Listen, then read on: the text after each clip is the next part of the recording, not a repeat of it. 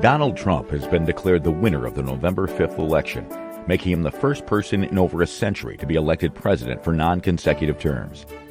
But the inauguration ceremony in which he takes the oath of office will not be held until January 20th. And while 76 days may seem like a long time, a government transition requires much work to be done. Technically, the president is not elected by the results of Election Day. Instead, the votes determine which electors will be named to the Electoral College. Each state's electors must then convene before December 17th to officially cast their votes for president. In the meantime, however, the General Services Administration determines an apparent winner of the election so transition work can begin. In fact, many elements of the transition are already in place by the time the election occurs.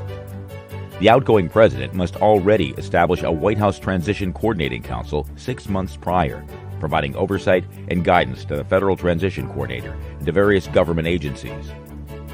Each major candidate's campaign has also appointed their own transition team following the end of the party nominating conventions.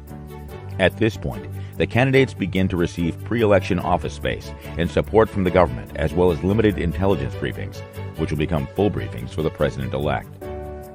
After the election, the president-elect and the vice president-elect will receive office space and support services from the General Services Administration, which will continue for up to 60 days after inauguration.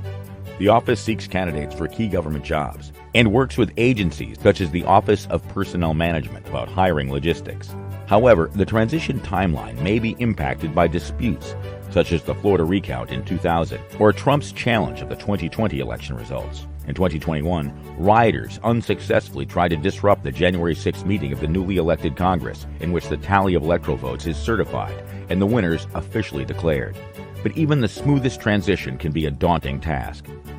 After the 2020 election, the incoming Joe Biden administration had nearly 8,000 government positions to fill, according to a catalog called the Plum Book, published by the Senate Government Affairs Committee and the House Committee on Government Reform. More than 4,000 of these were political appointees. Applicants for many positions must be vetted for classified clearance, and about 1,000 positions require Senate confirmation. This can be a lengthy process. 7 months after Biden's inauguration, 2/3 of key national security positions remained unconfirmed. During the transition period, the business of running the country continues. The outgoing president becomes what's called a lame duck. While their influence and power wanes, there are also opportunities to get things done with fewer political repercussions, which often includes granting pardons.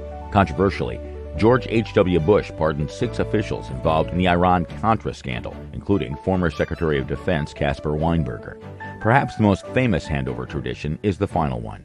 Since the time of President Ronald Reagan, presidents write a personal letter to their successor, left on the desk when they vacate the Oval Office. I wish you great happiness here. I never felt the loneliness some presidents have described, George H.W. Bush wrote to Bill Clinton in 1993. I'm rooting hard for you. Good luck.